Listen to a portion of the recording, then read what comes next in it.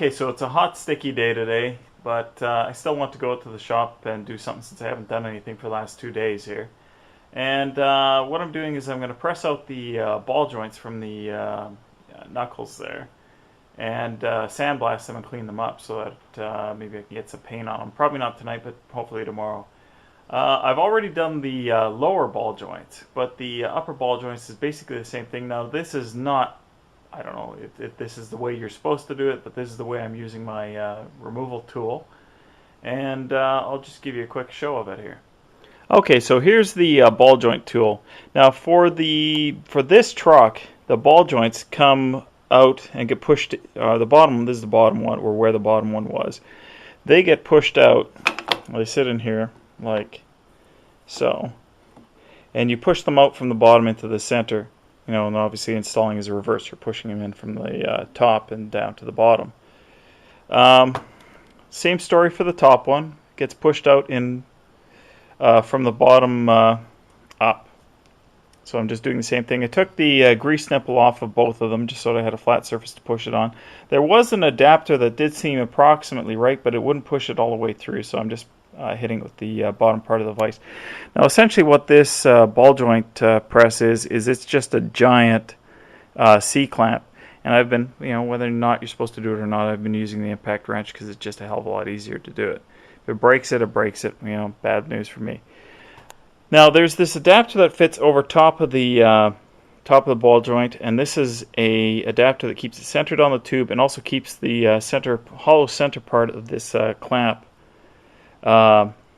centered upon it as well. You probably won't be able to see it. I don't think I can necessarily get in there very well, but you can also see right in the center through the hole. This adapter has a hole through it, and I've got the threaded portion of the ball joint projecting through.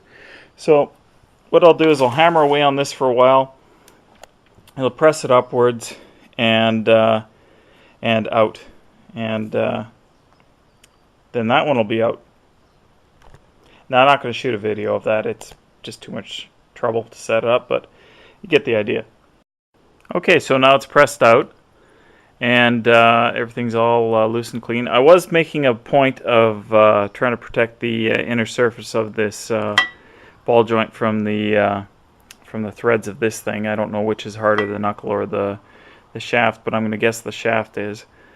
So I was trying to keep that protected, but that came out a lot easier actually than the bottom lower ball joints did. So there you go. Okay, upper ball joint is out, as I already showed you. Here's what the knuckle looks like without the ball joints. This is actually the driver's side one. You can tell obviously by the steering arm there. And here's the lower ball joint, and you can tell that it's the lower ball joint because it doesn't have a hole for the cotter pin to retain the castle nut. That one is just has a nut on it. This is the upper, and you can see it has, because it obviously has the cotter pin hole. Interesting thing is that I'm wondering if this was the original because it has 44 stamped on it, presumably because it's for the Dana 44. So there you go. Okay, here I've got the passenger side knuckle in place. I've got my clamp, the adapter, the piece of receiver tubing here. As well, I've got the back of the clamp pressing on the back of the ball joint. This just seems to me to be the best way it is. I've also made sure that over here that the threads of this clamp are not contacting the other ball joint hole. And we'll just give it a little bit of impacting and break it loose.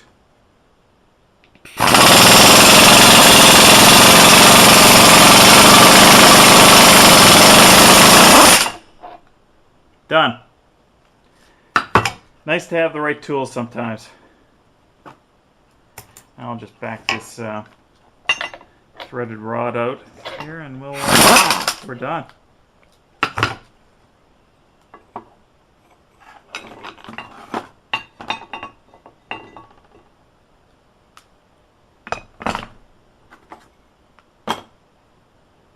Ta-da!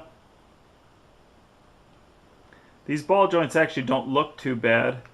They're a little, I don't know how they should feel at this point. But for the few bucks it costs to replace them, I don't figure it's a big deal.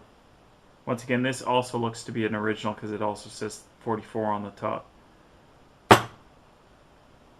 Okay, on to some sandblasting.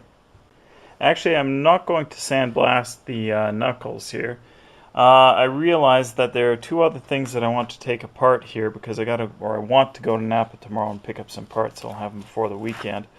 And that is, I want to get the seal and bearing for the spindles. And I also want to pop out one of these U-joints and take it down. Actually, I'll pop out both of them. The other one's over there. That way I can make sure that they're all the same.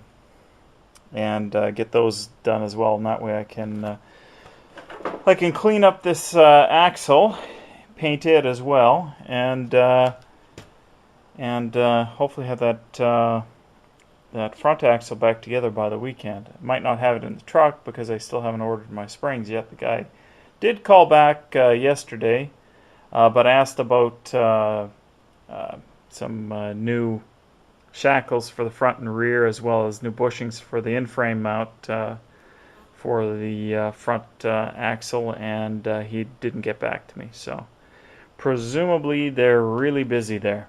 So I'll hopefully hear back from them tomorrow, which is a Wednesday. And with any luck, they'll get those springs ordered tomorrow, and I'll maybe have them next week. Okay, driver's side steering knuckle is wire wheeled and sandblasted, so it's all nice and clean now. I will not be painting it tonight, nor will I be finishing sandblasting the other one. It's getting late, and I want to go and have something to eat. Anyways, I didn't have much luck extracting the seal.